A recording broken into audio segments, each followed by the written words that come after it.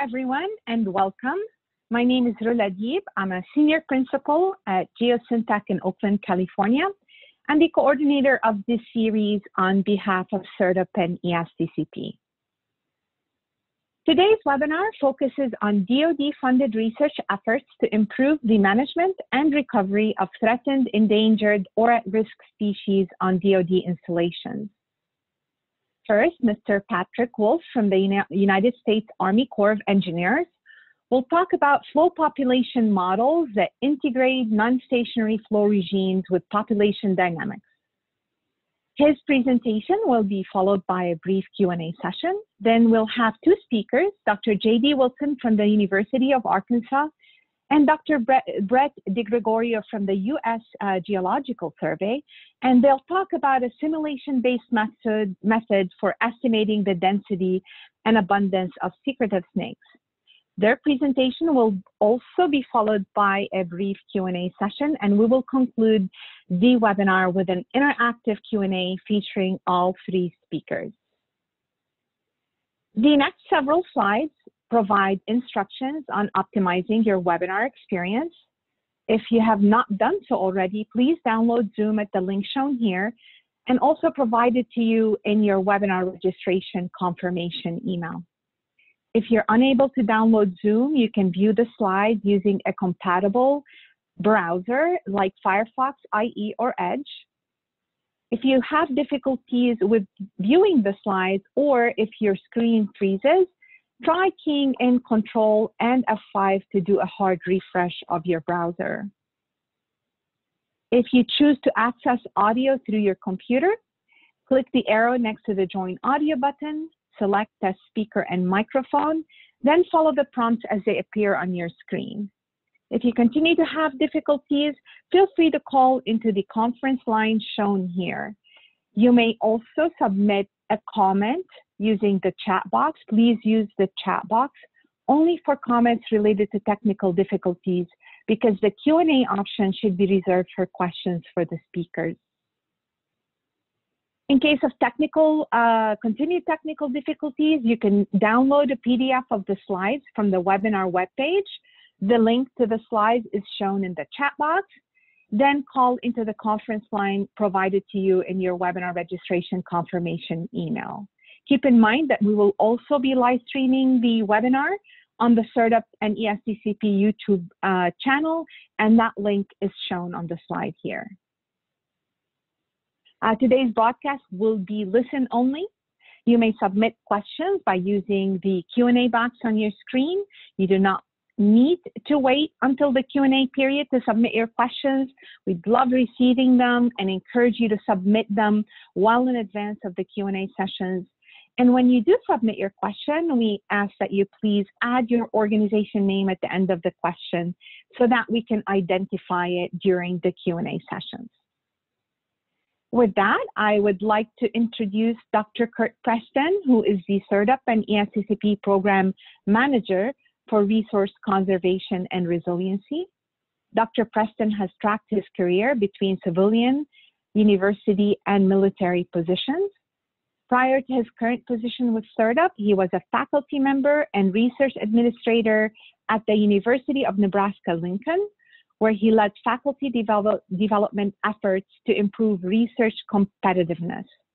In his position, he also worked with the technology transfer personnel, academic departments, and colleges to build university research capability. In addition, Dr. Preston has served as a member of the Chief Army of the Corps of Engineers Environmental Advisory Board. Kurt, please proceed. Well, I thank you, Rula. And first off, I want to wish everybody a happy Earth Day. And I can think of no other topic than the one we're listening to today for a celebration of Earth Day. I'm happy to welcome everyone to today's SERDP and ESTCP webinar.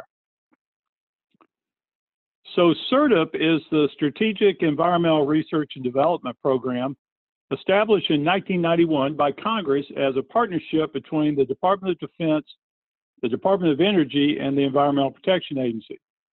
SERDP's mission is to identify and address high-priority environmental science and technology opportunities that focus on DoD requirements. SERDP funds both fundamental research as well as advanced technology development that ultimately impacts real-world environmental management. ESTCP is the Environmental Security Technology Certification Program in which we demonstrate innovative environmental and energy technologies. These investments capitalize on the past investments under SERDP or other research programs and are designed to transition technologies out of the laboratory and into the field. Especially important in all ESTCP demonstrations is the ultimate transition to implementation and regulatory acceptance. SERDP and ESTCP are complementary programs with much of SERDP research occurring at the lab and pilot scale with occasional field efforts, while ESTCP demonstrations are primarily at the pilot and field scale, although occasionally supporting lab efforts are conducted. There are 4 program areas in SERDP and 5 in ESTCP. The Installation, Energy, and Water program area is only found at ESTCP, while the other 4, Environmental Restoration, Munitions Response, Resource Conservation Resiliency, and Weapons Systems and Platforms, are SERDP and ESTCP programs managed jointly by a designated program manager. Our webinar today is focusing on research and demonstrations that were conducted under the Resource Conservation and Resilience program area, which has essentially 3 main areas of research: natural resources, resiliency, and wildland fire.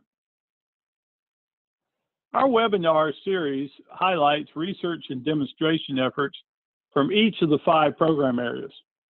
As you can see, upcoming webinars will cover a broad range of topics, including the fate, transport, and treatment of munitions constituents in soil and groundwater, advancing microgrid solutions, PFAS analytical challenges and opportunities, energetic materials and munitions, and others. The next resource conservation webinar will be offered on June 17th and will feature research efforts on changes in pathogen exposure pathways under non-stationary conditions. You can find additional information about upcoming webinars at this link.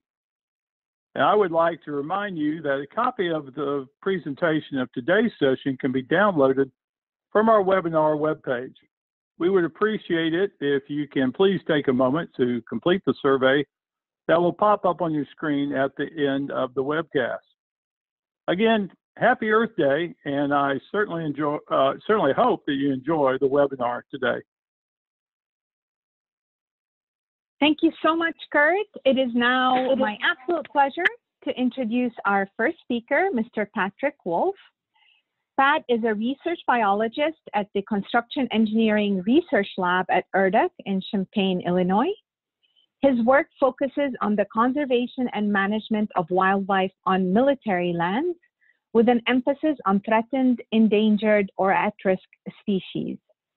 Pat's research employs a variety of automated data collection and analytical methods, such as autonomous acoustic monitoring for amphibians and bats, automated radio telemetry to investigate the behavior of rare snakes, and artificial intelligence to automatically detect and identify wildlife species in photographs. And we're going to hear about some of this work today. Pat received his bachelor's and master's degrees in natural resources and environmental sciences from the University of Illinois at Urbana-Champaign. Pat, we're happy to have you here today. Please go ahead. Okay, thanks very much. I appreciate the introduction and the invitation to present this today. This project was a collaboration with Brett DiGregorio at USGS, who will be talking later today, and also with Aaron Rice at Cornell University. Before I start, I just want to thank ESTCP for supporting the project and also everyone else involved, especially Roy King at Fort Stewart and John Kraft at the U.S. Forest Service for hosting our demonstration.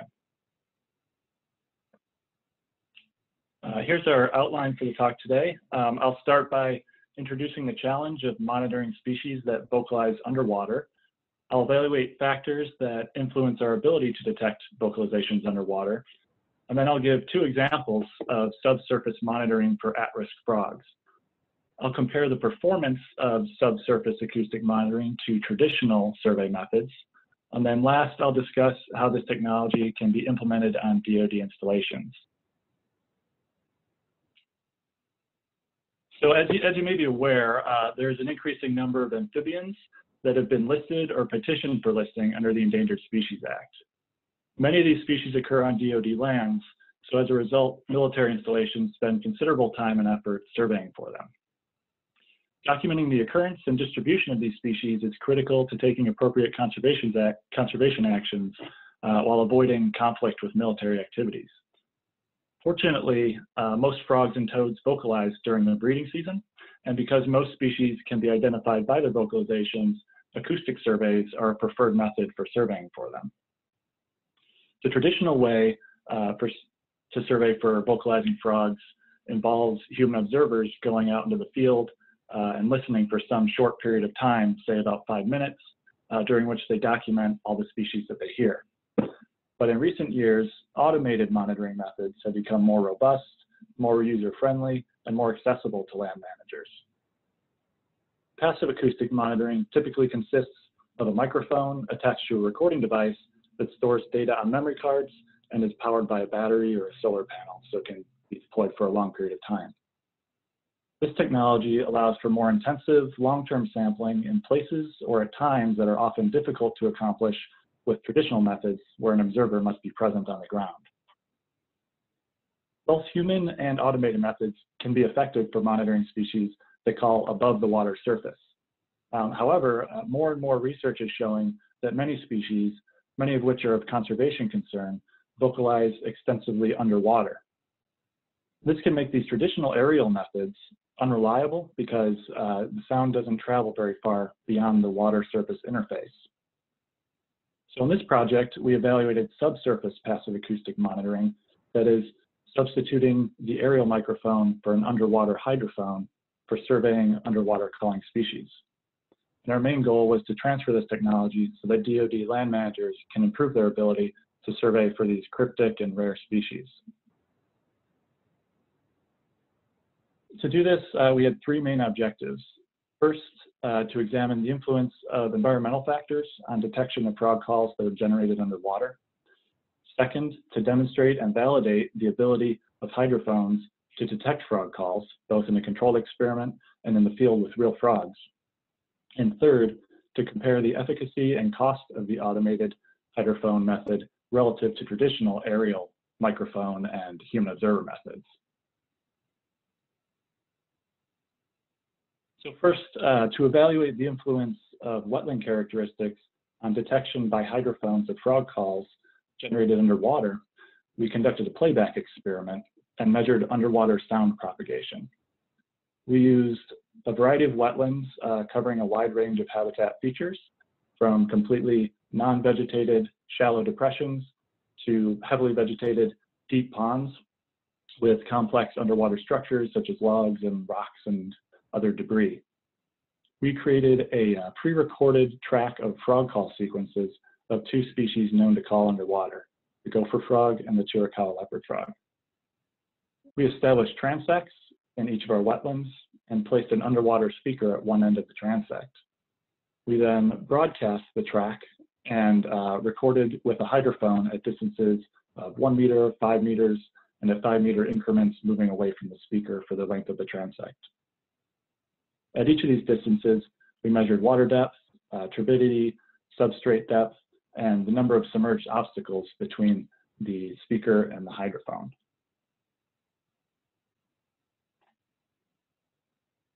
Next, to demonstrate how hydrophones can be used to survey for underwater calling species in practice, we deployed automated recording units at 2 demonstration sites over 2 years at several wetlands that were either known to or likely to harbor a species of interest. We deployed units at Coronado National Forest, which is adjacent to the Army installation, Fort Huachuca, Arizona. There, our focal species was the Chiricahua leopard frog, a federally threatened species that occurs in a combination of natural wetlands and man-made tanks, and it breeds mainly during the monsoon season in July. Then at Fort Stewart, Georgia, we surveyed for the gopher frog. And this species spends the vast majority of its time buried underground, and it emerges to breed in ephemeral wetlands under certain conditions, and even then it does so sporadically. So due to its cryptic habits and unpredictable breeding phenology, its spatial distribution is pretty difficult to track. Monitoring either of these species using human observer surveys could be challenging because the likelihood of missing the species is pretty high when you're just dropping in for a short period of time. At both of our demonstration sites, we deployed automated recording units that had 2 audio channels.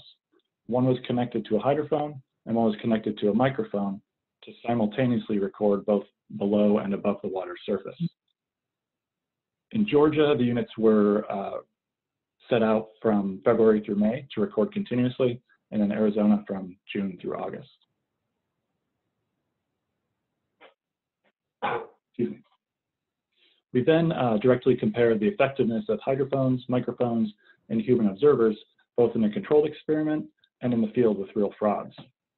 In another playback experiment, we again used a track of gopher frogs and leopard frog calls. We placed underwater speakers at variable distances and depths below the water surface, as you can see on the left.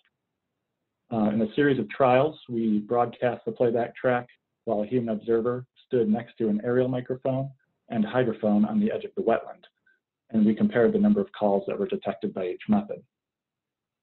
Then we compared the 3 methods in the field with free-ranging Chiricahua leopard frogs in Arizona. We set up recording units at 3 wetlands, 2 of which were concrete-bottomed former cattle tanks that are now used in leopard frog restoration efforts, like the one on the top, and the other was a natural ephemeral wetland that had documented occurrences of leopard frogs.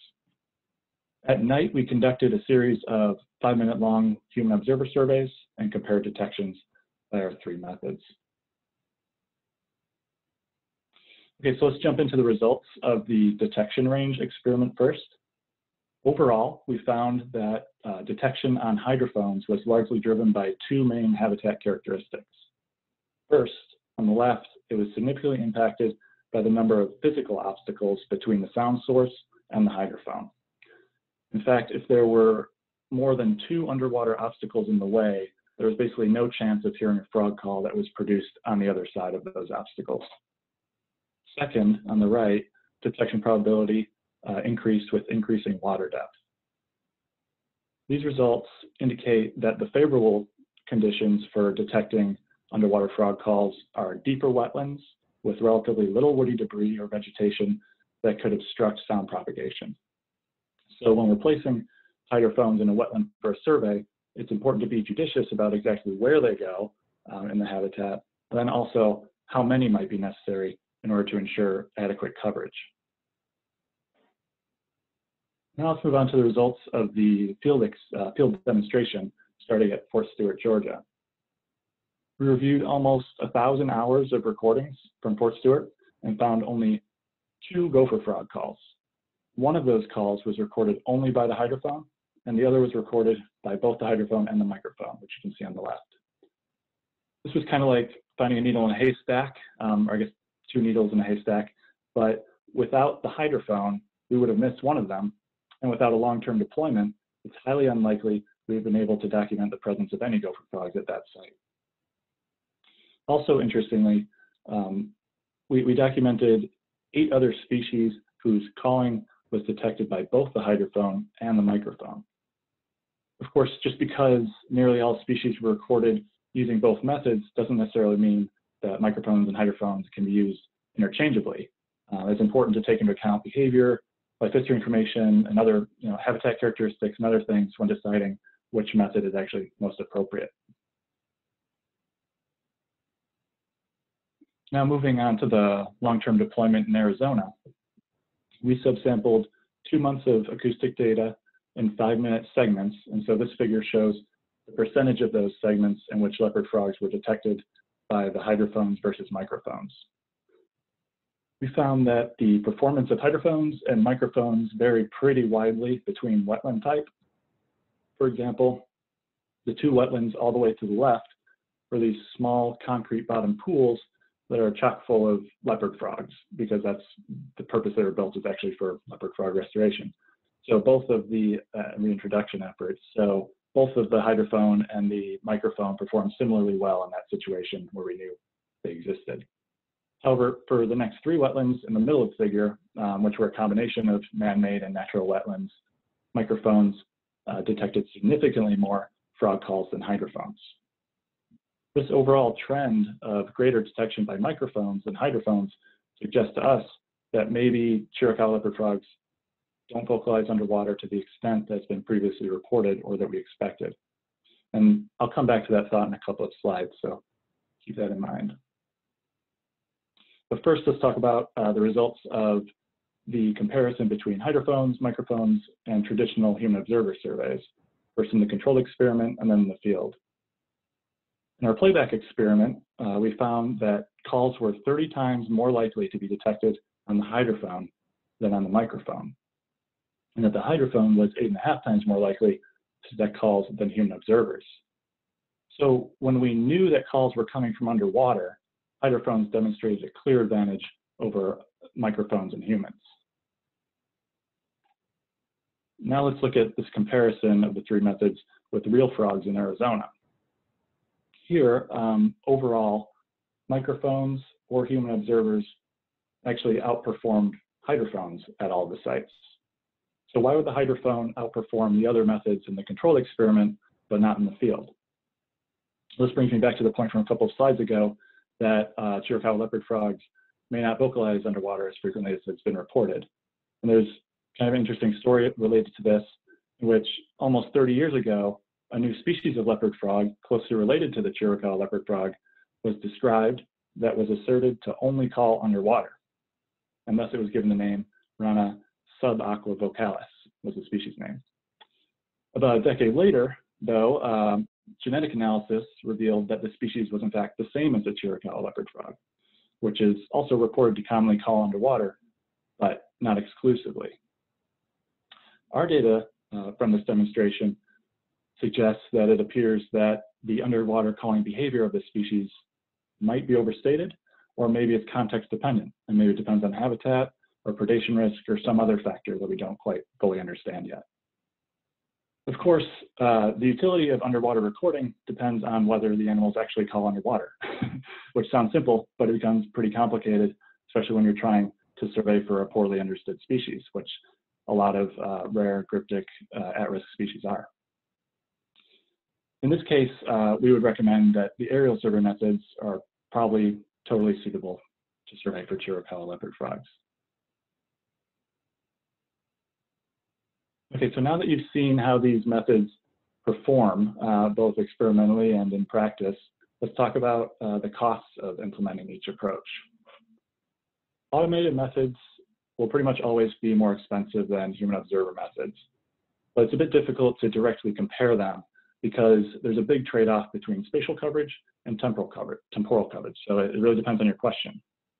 For example, a biologist using automated recording units might record for weeks or months at a time in the same location to document a species that breeds unpredictably, like the gopher frog. But for human listening surveys, they may try to hit as many sites as they can for a short 5-minute survey to cover as much ground as they can during the breeding season. If you were to only survey a single night with each method, hydrophone and microphone surveys would be extremely expensive because they require the upfront purchase of equipment, whereas human observer surveys are just done with your ears. Considering labor, travel, and material costs, a single night survey might cost something like the estimates that you see here on the slide. However, this comparison of a single night is completely unrealistic because the true power of the automated methods comes from the ability to set it and forget it and collect data for long periods of time without anyone present. And so these figures demonstrate that although there is a substantial cost borne up front for the automated methods, as data accumulate over weeks and months, the automated methods quickly become a very cost-effective option. With everything else equal, the hydrophone survey is probably going to be a little bit more expensive than a microphone survey, simply because a hydrophone might cost several hundred more than a microphone, although there are some relatively cheap hydrophone options out there now. In the long term, costs pretty much increase linearly based on the steady accumulation of data, depending on how long the units are deployed in the field. In some situations, it might just make the most sense to go with the cheapest option. Like for a conspicuous species you're trying to survey, automated methods might not be necessary, and human surveys are cheap and perfectly effective when they're applied in the appropriate context. However, in other situations, hydrophones may be the only way to effectively detect species that call primarily or extensively underwater.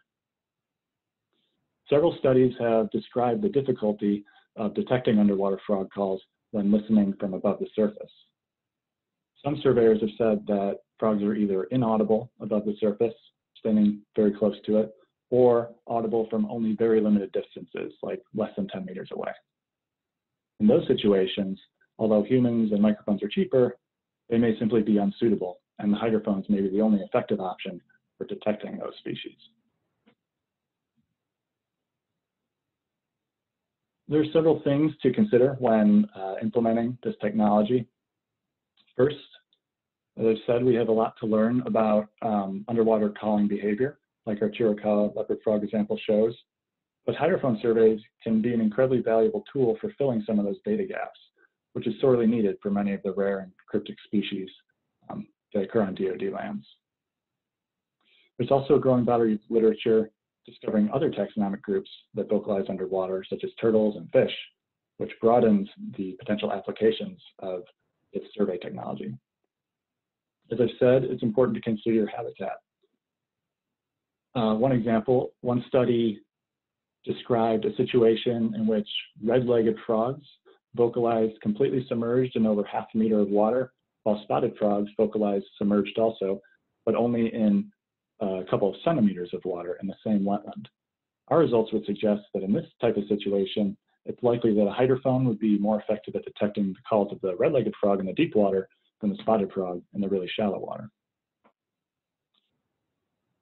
Automated methods are beneficial when access to monitoring sites is limited, like on many military installations, because they can collect data when no observer is present and you don't have to check them very often. Also, in the presence of ambient noise, like the picture on the right, hydrophones offer a clear advantage because the underwater environment is considerably quieter and frog calls will be easier to detect than above the surface. As I mentioned, the air-water interface limits the transmission of underwater sounds into the air and vice versa, meaning that many of the ambient noises that obscure detection of frog calls in the air are not present underwater. Last, getting started with this technology can be pretty easy, but there are some technological considerations. As most basic, an underwater recording system consists of a recording unit, a hydrophone, data storage, and a power source. And there are many different options available at different price points with varying degrees of user-friendliness for the hardware. And while these massive quantities of data produced by the method can provide really valuable information, you also have to consider how to manage and analyze all this data. And for this purpose, there are a lot of software programs at varying levels of sophistication, all with their own learning curves too. So the take-home messages here are that traditional survey methods above the water surface, whether it's humans listening or microphones recording, are not sufficient for certain species that call underwater, and hydrophones offer a powerful tool to improve the detection of those species. However, careful consideration must be given regarding our knowledge of the focal species and certain habitat factors in order to optimize your return on investment in the technology. In some cases, a combination of more than one method could be your best approach. Given some of the DoD's unique natural resource management challenges, subsurface passive acoustic monitoring technology offers some significant benefits. First, in general, automated methods drastically increase temporal coverage, especially in remote or inaccessible locations that are common on installations. It's particularly useful for documenting species with unpredictable calling activity patterns or that occur in variable habitats that may influence their calling patterns or the detectability of those calls. Second, many military installations are noisy, and as I mentioned a few minutes ago, hydrophones offer a clear advantage in the presence of ambient noise, like artillery firing or aircraft flyovers or wind or anything else. Third, also as I mentioned, the hydrophones may be the only way to effectively detect certain species that call underwater. And not only are many of these species at risk, but we're now learning about some invasive species that can be detected underwater. Last, acoustic data are permanent. So recordings originally corrected for frogs can later be resampled for other species of interest, whether it's in the same season or a year later or down the road if something else gets listed. And detections can also be vetted by multiple reviewers if necessary.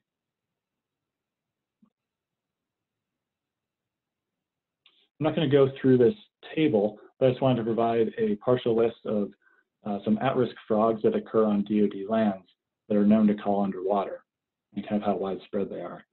And if you want to dive into this a little bit deeper, in our final report that will be posted to the SERDP and ESTCP website in the coming months, we included a full table of all frog and toad species on DoD lands in the continental United States and whether they've been documented calling underwater in order to highlight some of those species for which hydrophones may offer some advantage over traditional SERDP methods. That's all I have. So thank you very much for your time and attention, and I would be happy to take any questions if they come in. Thank you so much, Pat, for a wonderful presentation. As a reminder for our audience members, you can submit questions by using the Q&A box at the bottom of your screen. We did receive several questions on the first presentation that Pat will answer. We're going to start with this one, Pat. Does noise associated with military training activities affect the ability to detect the frogs underwater? Yeah, that's a good question, and it's kind of a military-specific problem in a lot of cases. Of course, there's noise everywhere, but military has specific noise and sometimes louder noise. And the short answer is, yeah, it can affect the ability, but to a much, much lesser extent, as I showed in that picture a few slides ago, than an aerial recording would. So being underwater kind of dampens that noise and allows you to hear the things that are actually generated underwater a lot better. Great, thank you so much. Do you believe that the acoustic data should be reviewed manually to identify a species of frogs, or are there automated methods to do this? Yeah, so that's a good question. Data usually need to be vetted manually to some extent, at least to start. But there are plenty of, and more so, there are more and more every day, different software packages and different analytical approaches that you can automate in order to kind of sift through the data a lot faster. So, for example, at the very least, you could probably use an automated method to weed out noisy files or, pull out those signals of interest, and then you can go through those manually later. Also, a lot of software programs allow you to build your own species classifiers now. So if you initially have a nice collection of recordings that you know are from a species, you can plug those into the software and basically look for other similar looking calls. And so you can kind of build your own species classifier that way. Some of them have preloaded ones, usually not for frogs, but things like bats often, there are tons of bat classifiers. So there are many different options, and there are a lot of softwares available that can definitely automate the process because of all the data produced. Great input. Thank you, Pat. This next question is from the USGS. Have you tested the hydrophones specifically in flowing water? If so, how did they perform in that environment? Yeah, that's a good question. All of our testing was done in non-flowing water. It was just stagnant wetlands. A lot of that in Arizona, there were a lot of those kettle tanks that did have some water input, but it's not a stream or anything like that. I would imagine that it would be much more difficult. There would be a lot more noise associated with the underwater, the water movement, basically, that would make it a little more difficult. But there are other ways to, even when there is noise present, to filter for your signals of interest. It would be, yeah, so we didn't directly test that, but it's definitely possible. It just might get a little bit more complicated because of the extra noise with moving water. Excellent. And this is a follow-on or possibly related question from Oregon State University. Would drain impact the underwater acoustic environment and influence your results?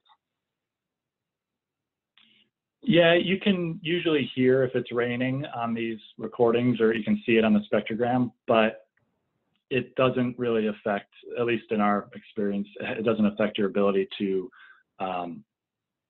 see calls or identify calls of interest. So yeah, that's a good question though, because it's right at the surface at the interface. So it does, you can hear it, but it's not a huge impact.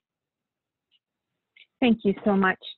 Do underwater vocalizations look and sound the same as in-air vocalizations? Or is it possible that we will not detect underwater calling frogs because they are different?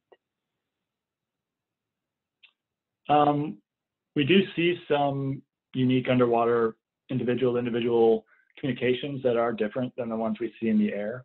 So you might not be able to directly use, say, an in-air call to as a search image for an underwater one, because being underwater also affects the frequency that you see on the spectrogram and stuff like that too.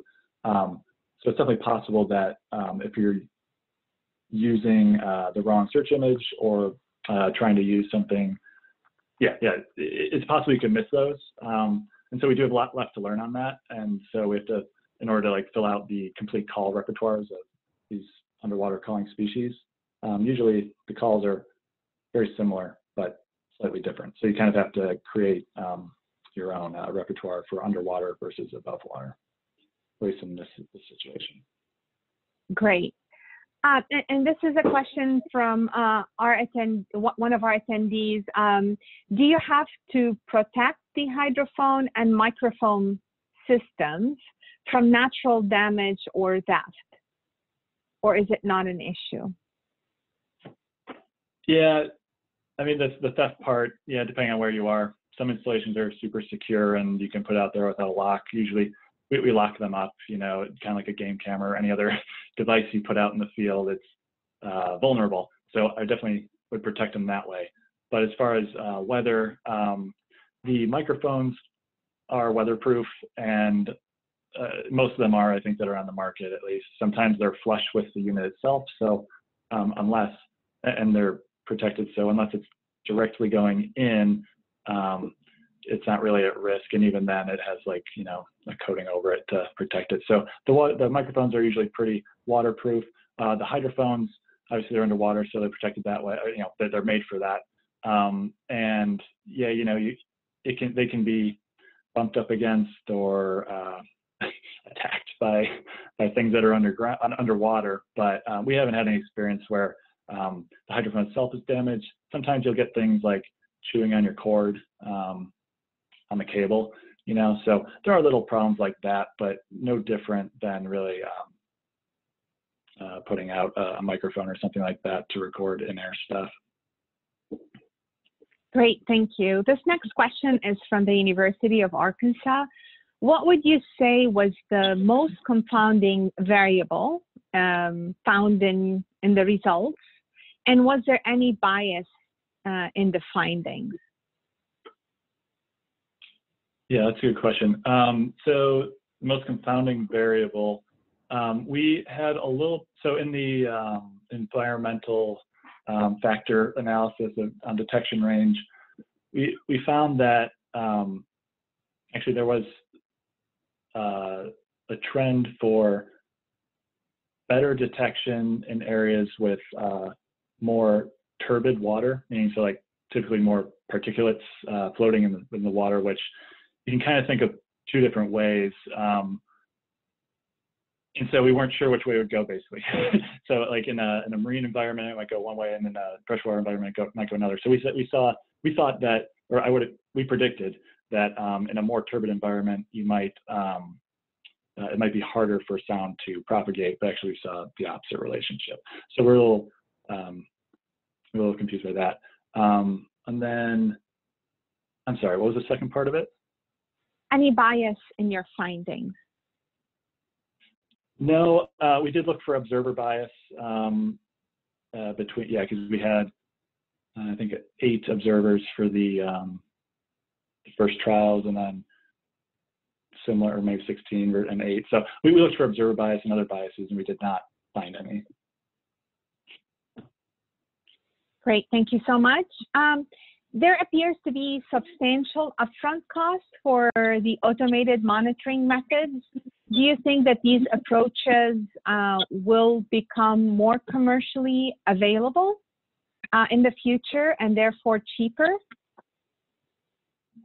Yeah, absolutely. Yeah, so I kind of mentioned that there are several different price points for these units, and they can range anywhere from, now they're making ones that are super small, you know, like the size of your phone or something, that are a few $100, and they can go all the way up to larger units that are more sophisticated, higher quality, that are, you know, $1,000 or more than that dollars. But the technology is always improving, and they're always coming out with new models, and there are a bunch of competitors in the market. So it's really just driving the price down and making it more accessible for the average user, for sure. Great. And one last question. What are your plans or next steps as you develop this research? Do you have anything planned that you can share with this group before we transition to our second presentation? Yeah, that's a good question. Yeah, so I think the next steps, like from a research perspective, is to try to figure out what drives the decision to for these species to call underwater versus above the water. It's kind of a big question. Yeah, is it habitat or predation risk, or what is it? And so we are working with a couple installations right now to basically field recording units, both microphones and hydrophones, to see what we find, kind of to see how widespread this behavior is, first of all, and then secondarily, yeah, to try and figure out what actually drives it.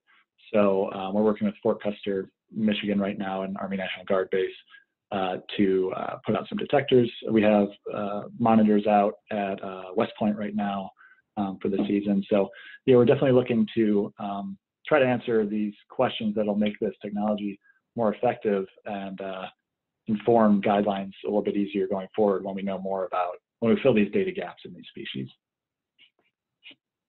Great, thank you so much, Pat, for a fantastic and very engaging presentation and a great Q&A session. It is now time to introduce our 2 speakers for our second presentation. We'll start off with Dr. J.D. Wilson, who is an Associate Professor of Biology at the University of Arkansas in Fayetteville. J.D.'s research uses a combination of descriptive, experimental, and modeling approaches to understand population and community dynamics of reptiles and amphibians. He has a long-standing interest in developing and refining field analytical methods for studying secretive herpetofauna. And JD received a bachelor's degree from Davidson College and a doctoral degree from the University of Georgia's Savannah River Ecology Lab. Our second speaker is Dr. Brett DiGregorio.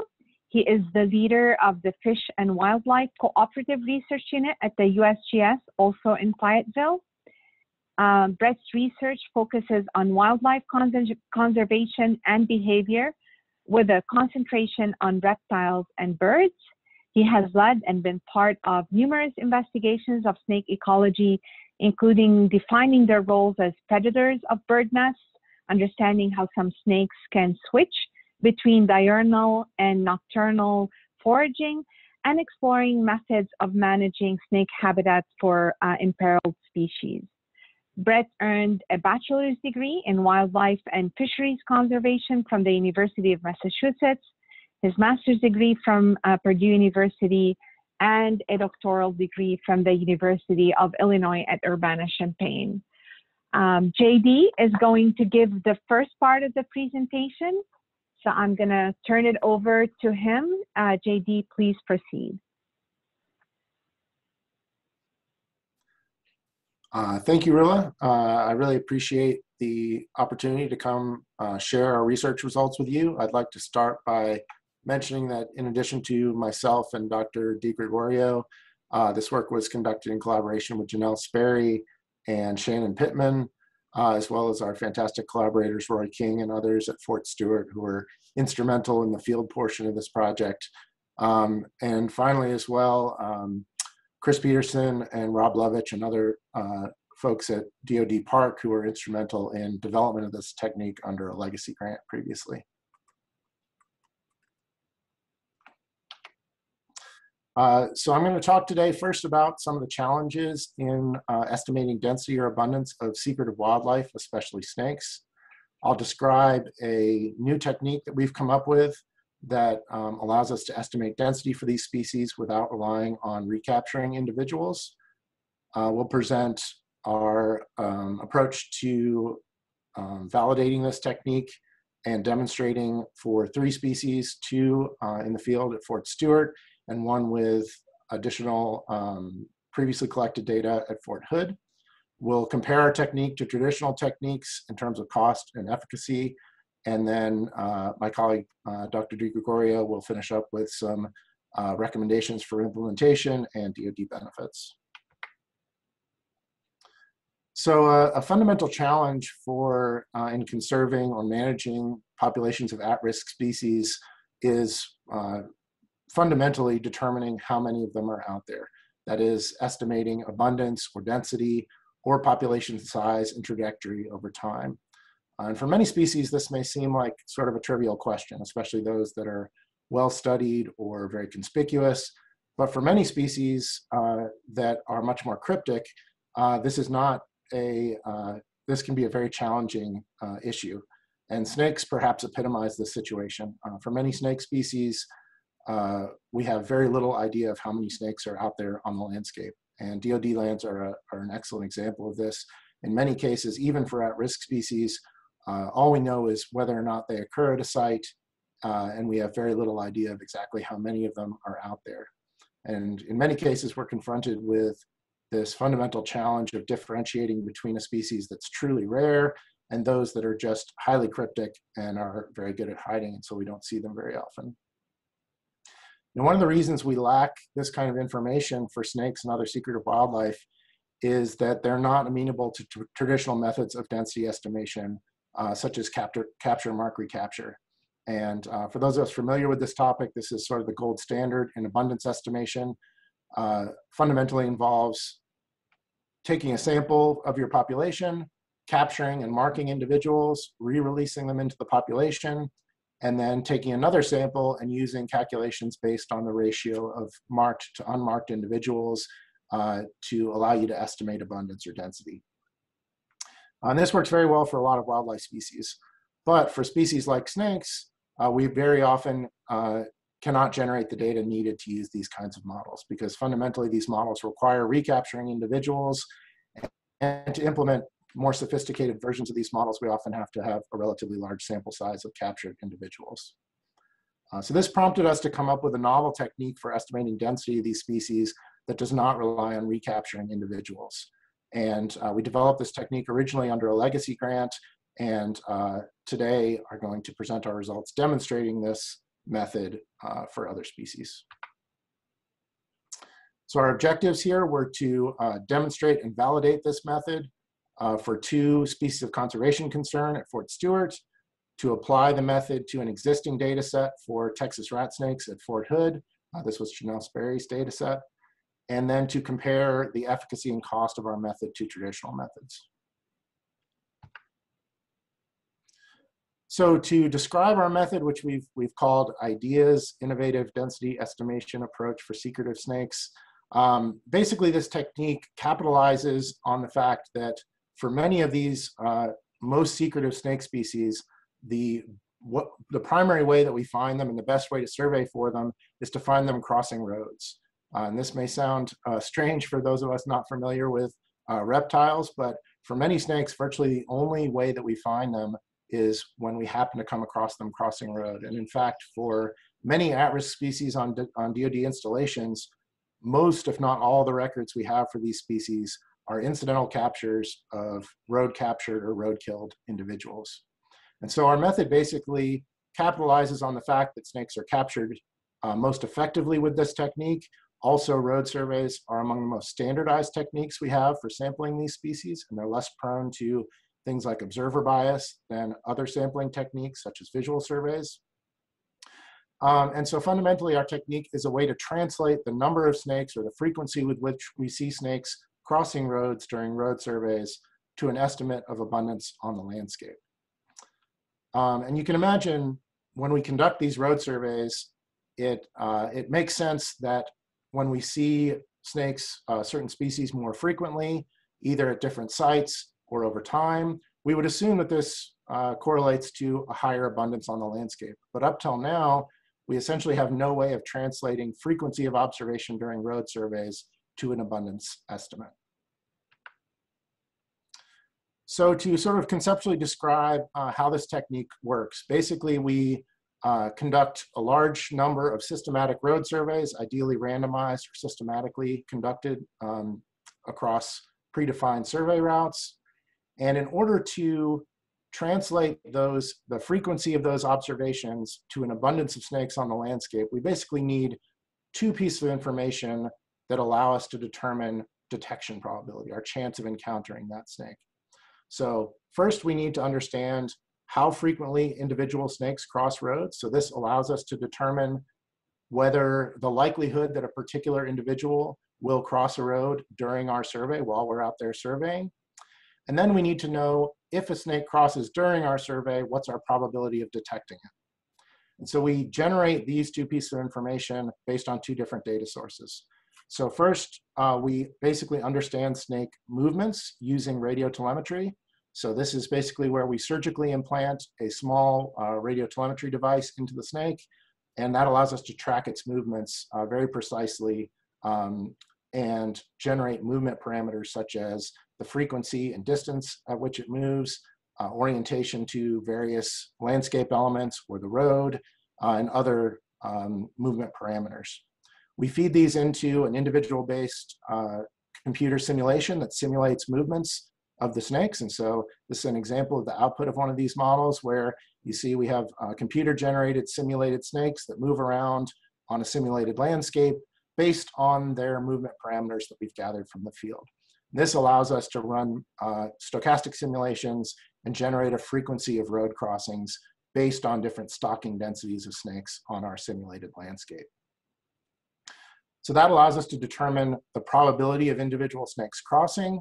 The last piece of information we need is our detection probability given that a snake crosses while we're out there driving the road trying to find them. And for this, we use direct measurements of snake behavior and velocity while crossing roads. So basically, when we're doing our surveys, if we see a snake crossing, we pull over and stop as far away from the snake as possible, disturb it as little as possible, and videotape and time its crossing as it crosses the road naturally. This allows us to tell how quickly the snakes cross and generate a time, essentially a window of time at which they are detectable during a survey. And then we do a probabilistic calculation based on how long it takes the snake to cross, how fast our vehicle is traveling, and the length of the survey route to determine our probability of detecting that individual. So we put these together, and this allows us to calculate a snake density across the landscape. Another real advantage to this method is that it can allow us to take advantage of existing data sources. So for example, for many of these species, we have radiotelemetry data already. In fact, radiotelemetry is one of the primary approaches used to study snakes in general. And so often we have these types of data already, and we can capitalize them to reduce cost. So our ESTP project involved a demonstration of the IDEAS technique using 3 different species. We had 2 at-risk species, the eastern diamondback rattlesnake and southern hognose snake. These are both species that are petitioned for federal listing and occur on Fort Stewart.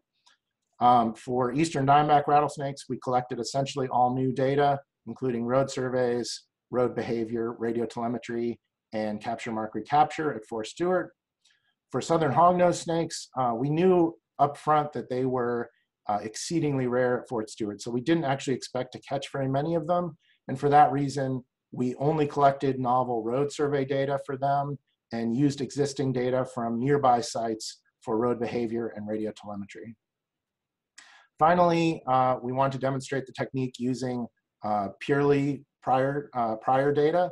And for that, we used an excellent data set collected by Janelle Sperry at Fort Hood on the Texas or Western rat snake. And this is a relatively common species, but it's known to be an important predator on at-risk birds. And so it's a concerned species that we're interested in. In terms of our novel data collection at Fort Stewart, we collected road data on 6 road transects. Those included 4 sand roads or unpaved roads that cut through suitable habitat for eastern diamondbacks and southern hognose, as well as 2 paved road sections.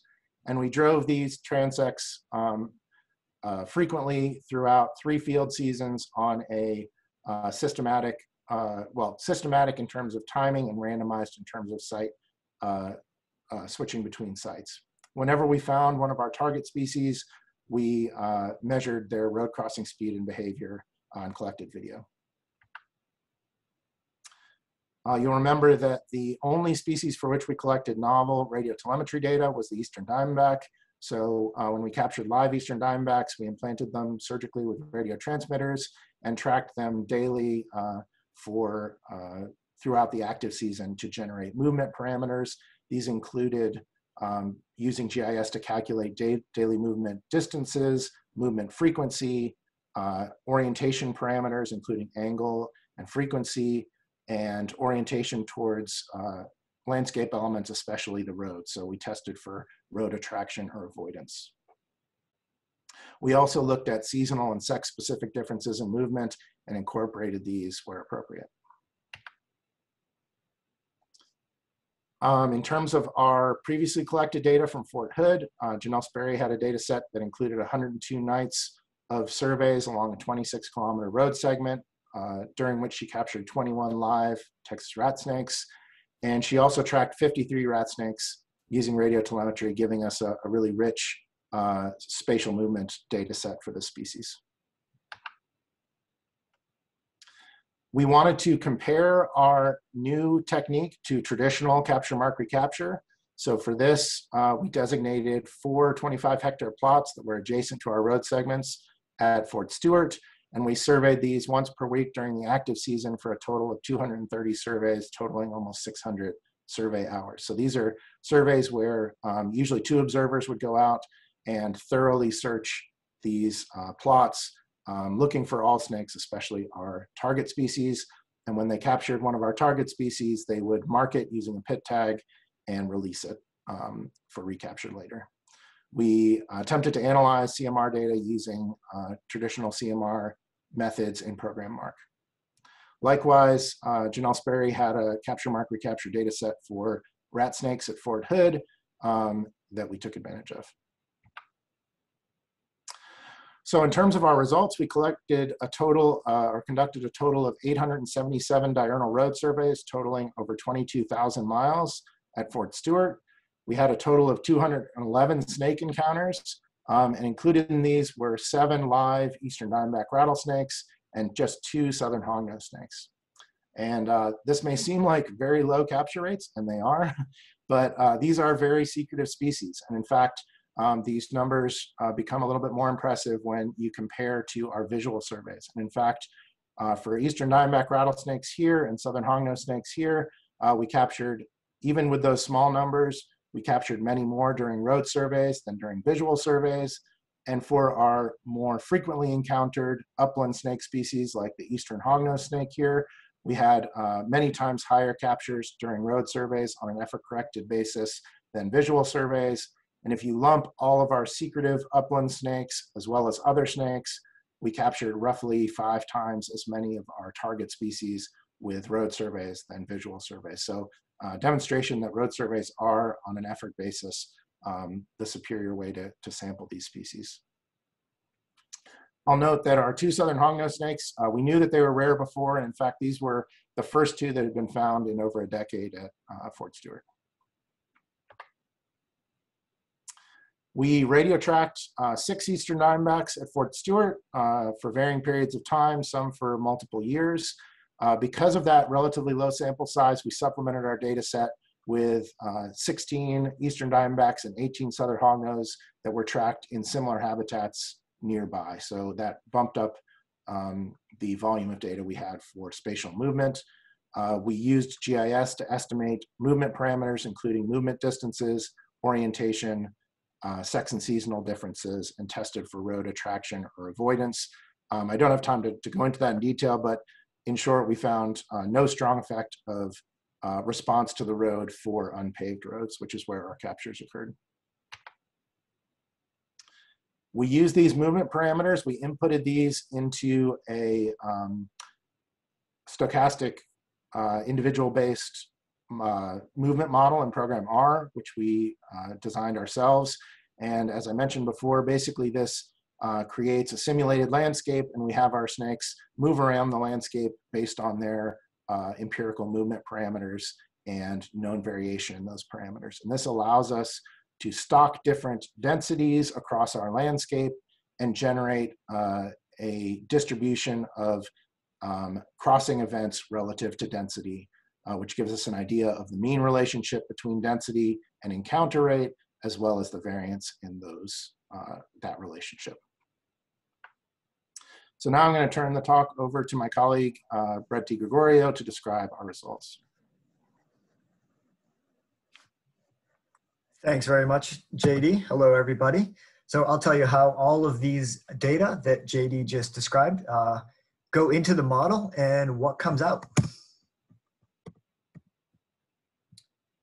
So if you look at the graph on the bottom right, this is the output of our ideas model. On the y-axis, we have differing densities of eastern diamondback rattlesnakes that we put onto the simulated landscape. On the x-axis, we have the encounter rate. So what would our simulated car driving around the simulated landscape, what is the rate of encounters based upon the density of the snakes we've put into that particular trial? And I'll draw your attention to the 2 vertical red lines, and that is our field observed encounter rate from the road surveys. So we identify the point where those 2 variables overlap and agree with our encounter rate from the field, and that is our estimated density of the focal snake. So for the eastern diamondback rattlesnake, on our 2 different sand road transects, we generated density estimates of about 9 and 8 snakes per square kilometer around for both of those landscapes. And we had fairly tight confidence intervals around those density estimates. And if you were to extrapolate the total population size or extrapolate our observed density by the available suitable habitat for this species on Fort Stewart, we would get a population estimate ranging from 500 to 800 adults on the installation. And we did the same thing with the southern hognose snake. So although we only had 2 encounters on our road surveys, the ideas model was still able to generate density estimates. And if you look at the graph on the bottom right, there's 2 white dots. So the one that's on the lower left, that's the density estimate we would get if we included all of the road transect that we drove. However, the white dot in the upper right is if we only look at the area where we were encountering southern hognose snakes. So we kind of exclude the portions of the installation where we don't think the species is occurring, and we focus our density estimate simply on the areas where we were encountering snakes. We get an estimate of 5 southern hognose snakes per square kilometer. And if we extrapolate this again to all of the suitable habitat at Fort Stewart, we get a population estimate of just under 100 individuals across the entire installation. As JD mentioned, We went into this fairly skeptical of our ability to find these snakes, and we did get several encounters, and these were the only records within the past decade on the installation. So we were really pleased that not only were we able to effectively document the snake, but generate a density output. When we looked at Janelle's data from Fort Hood, we got a really nice density estimate with the rat snakes. Because this is a far more common species than the two secretive snakes that we focused on at Fort Stewart, we got really tight, reliable estimate of 33 rat snakes per square kilometer, with a really narrow confidence intervals around this density estimate. And there are two long-term mark recapture studies in the literature for the rat snake, one in Maryland, one in Kansas. And our density estimate was right in the middle of those two estimates. So we felt really good about this. And again, this was all from data that was never collected with the idea of applying it to the ideas model. So this was making use of a completely pre-existing data set. So we were really pleased to show that everyone who's sitting on dusty notebooks full of snake, road cruising surveys, there may be hope for making something out of that data. And now when we try to compare our ideas estimates to our capture mark recapture comparisons, we had really low success in our visual encounter surveys.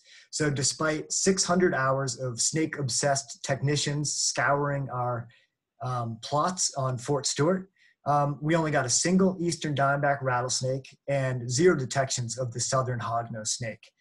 And Janelle and her crew captured over 100 rat snakes on Fort Hood using a combination of visual surveys, cover boards, and funnel traps. But despite capturing 100 rat snakes, never generated a single recapture of an individual. So no matter what sort of capture mark recapture model you try to apply to these sparse data, there's simply no way to make it converge and generate a density estimate. They really rely on recapture rates. And for all three of these species, recaptures just were not occurring. So no matter, despite heavy inputs of effort, we could never get enough recaptures to make capture mark recapture work. So if we were to do a cost comparison between these two methods, we need to make some assumptions here. So we know our encounter rates using ideas, and we know our encounter rates using capture mark recapture. So we did a cost comparison using a fairly hard to find snake, the eastern diamondback rattlesnake. And because the southern hognose snake was just too difficult to find using visual encounter surveys, we instead used its much more common cousin, the eastern hognose snake, because we found a number of those using visual encounter surveys. So we had a pretty good idea of how much effort, how many hours we needed. So for these cost estimates, we put in the cost of radio telemetry, the cost of labor, and the time associated with the various either driving surveys or visual encounter surveys. For the ideas model, we assumed we needed to generate at least 6 encounters of our focal snake species. And for capture mark recapture, it's impossible to know how many captures you need to actually generate recaptures. So we made a somewhat liberal interpretation and said we needed to get 20 snakes in our visual encounter surveys, and some number of those would be recaptures. So with the very rare eastern diamondback rattlesnake, the estimated cost to generate a density estimate using the ideas model would be about $42,000. But with capture mark recapture, that balloons to over $180,000.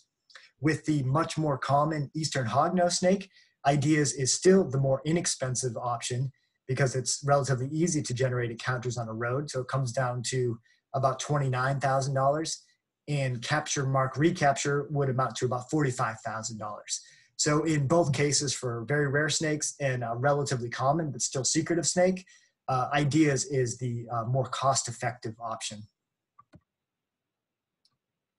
For those of you who might be interested in trying to apply this approach to estimate the density of snakes, we have a few different points of advice. This could be a really effective option for any species that's frequently encountered on road surveys. And as many of you know, road surveys are really effective for snakes. We see a lot more snakes on roads than we do through other methods generally.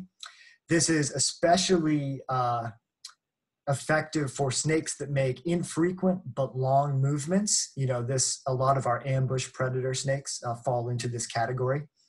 Of course, this model really relies on pretty good radio telemetry data to parameterize the movement in the model. So your focal snake species needs to be large enough to hold a radio transmitter. This works best in a homogeneous landscape. And your road survey should be unbiased. And there's certainly applications to other taxa. Although we focused on snakes because that's our expertise in our interest area, there's no reason this couldn't be applied to other species that are detectable from roads and for which we have detailed movement data. For practitioners interested in applying this on DoD installations, we think this represents a legitimate and reliable density estimate where a feasible option didn't exist for most snakes before. And we've shown that this is more cost effective than traditional methods. And one of the benefits of adopting this IDEAS approach is that you spend a lot of time on the roads. You're encountering species and taxa other than your focal snake species. And you're also doing radio telemetry of your focal snake species. So you collect a lot of what we're calling bonus data. So during our demonstration, we encountered more than 1,100 reptile and amphibian records on our road surveys. So it provided a nice description of the herpetofauna currently on Fort Stewart, as well as distributional data on the installation. We got really important information about the movement and habitat use of our 2 focal snake species through those radiotelemetry studies. These are information that can often inform management actions and that are necessary for the recovery of species.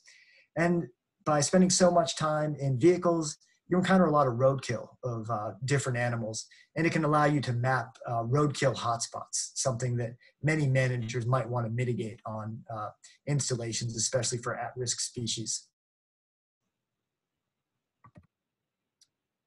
Thank you very much. And with that, JD and I would be happy to answer some questions.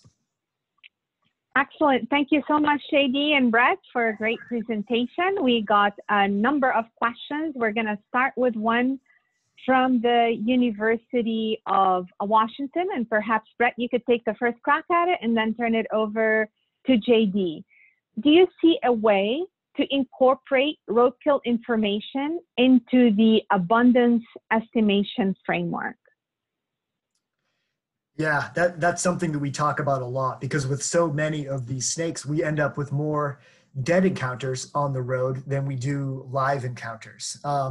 So that is something that JD and I discuss a lot because we don't want to waste that data. But I'll turn it over to JD to talk about kind of where we've landed incorporating this into the model. Sure. Yeah, so it's definitely possible, but the caveat is that it requires some understanding of how long roadkill remains detectable on the road. So this includes things like understanding scavenging rates, how detectability changes over time. You know, when a relatively large, freshly run over snake is on the road, it's pretty easy to see, but it can often very quickly become jerky that's hard to tell from a banana peel or a piece of trash. So with better understanding of how long roadkill lasts, that could definitely be incorporated. But as of right now, we're dealing with our model just includes live captures. Thank you so much. And while we have you, JD, perhaps you can answer the next question from the New Hampshire Army National Guard. Do you try to involve or educate military personnel regarding your goals with the snakes? And if so, what have you had success with? We definitely have. So, I mean, we try at all, whenever possible, to educate and spread, you know, especially for snakes in general, and especially venomous species like the eastern diamondback. There's often a lot of sort of negative public attitudes about those kinds of species. And so we try to educate people whenever possible. And we, frequently conduct information sessions and meetings with various stakeholders in that regard.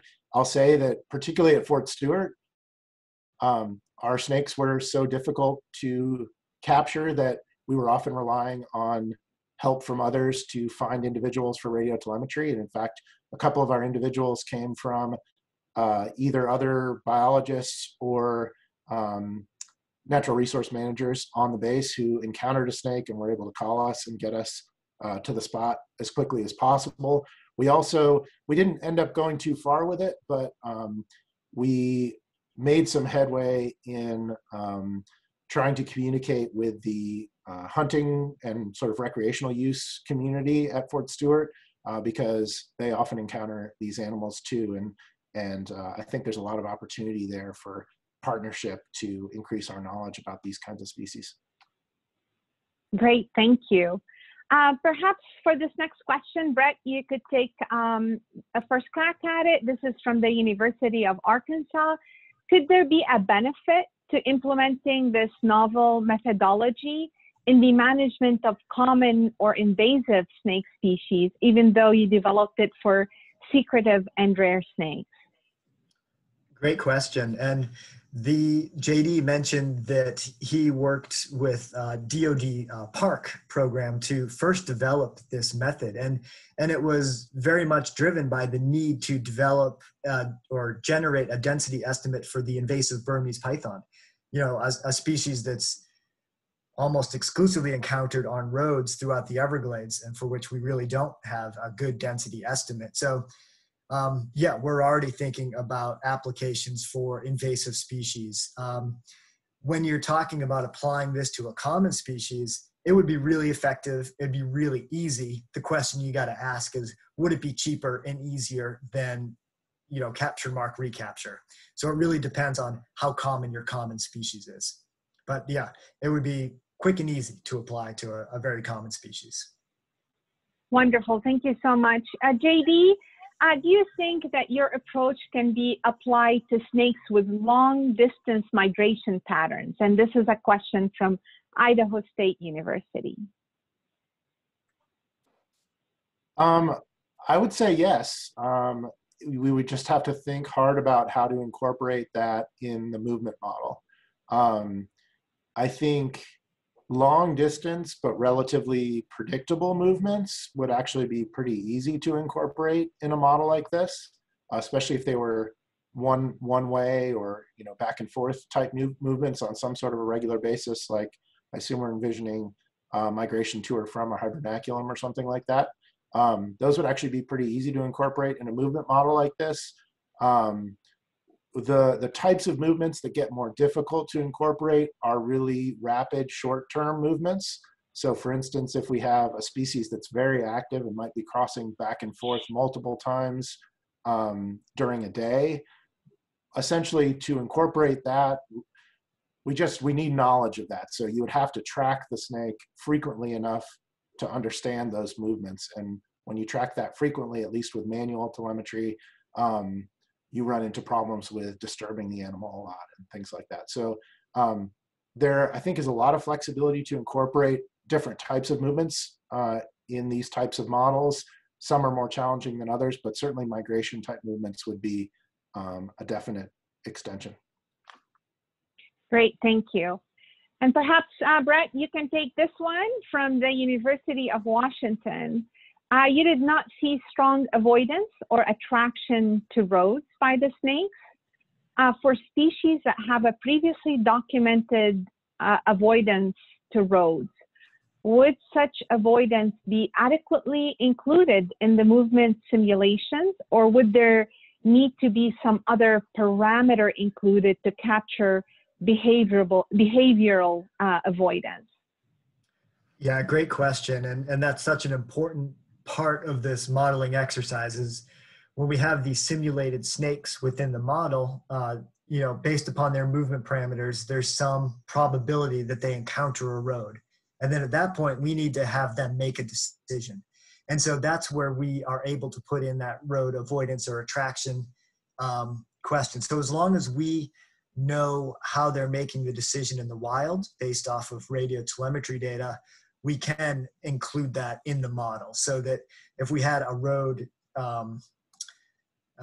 avoidance behavior, at that point we would just have a much higher probability that that snake, rather than choosing to cross the road, would turn around or just stay parallel to the road.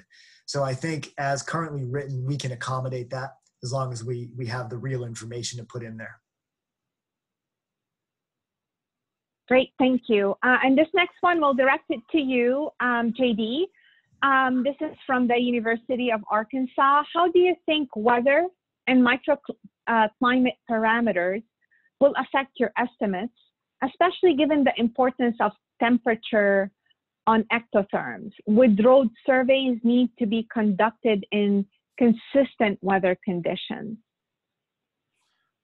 So that's a really great question, because certainly with ectotherms, they show very pronounced movement, variation in movement based on temperature or precipitation or lots of other environmental variables. Basically, there is the potential for that kind of variation to bias basically your road survey data. And so in our demonstration, we attempted to minimize that by basically predefining a movement window where we assumed all movement was occurring. And for our snakes, which are almost strictly diurnal, we basically used the daylight period and based on average temperature when temperatures were favorable. So I think it was less than 90 degrees or 95 degrees Fahrenheit. And then we conducted our road surveys on a randomized temporal basis within that window. So that was sort of an ideal situation.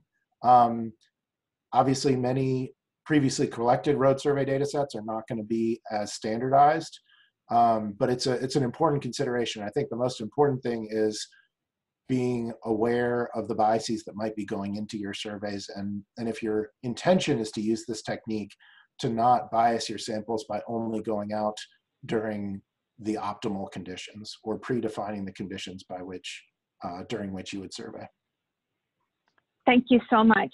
I'd like to leave a few minutes for questions for all three speakers at the end, but before we pull Pat back in, JD and Brett, do you have anything planned in terms of next steps for your research?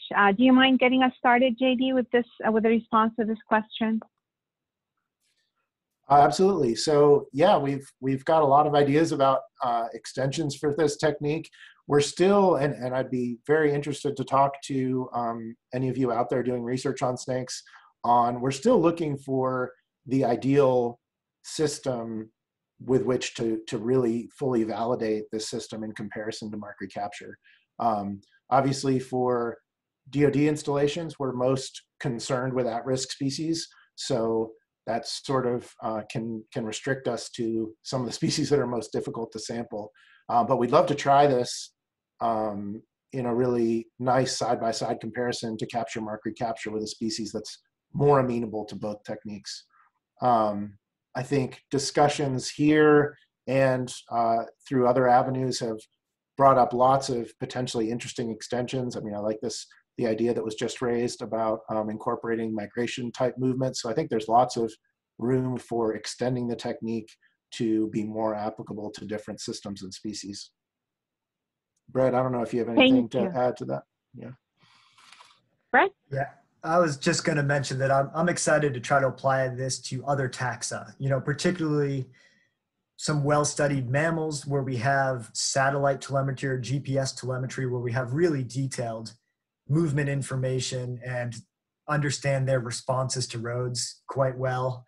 And trying to kind of alter this a little bit to, include road mortality and then also to kind of predict road mortality for species that cross roads.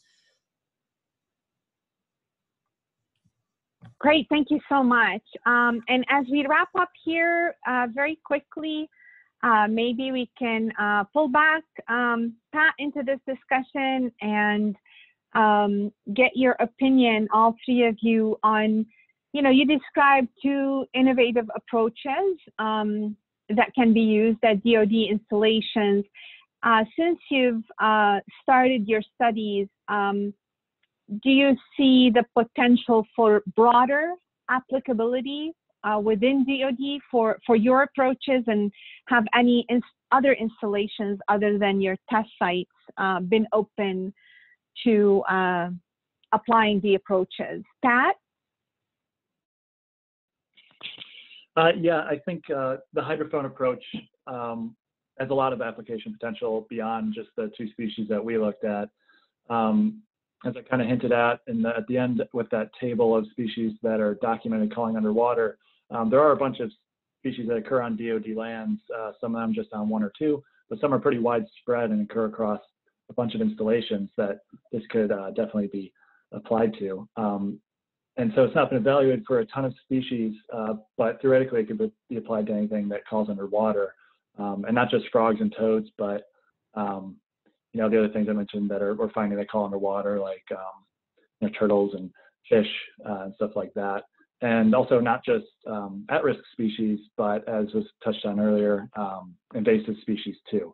So I think there are a lot of different options for this application of the hydrophones.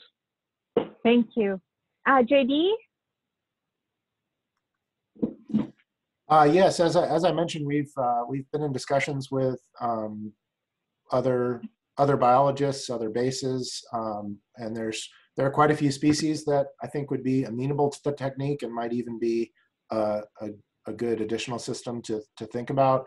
In our report, we actually laid out a big table similar to the table that Pat presented, where we actually go through all of the snake species that have been documented on DoD lands and rank them in terms of suitability for the technique. So I think there's lots of opportunities there.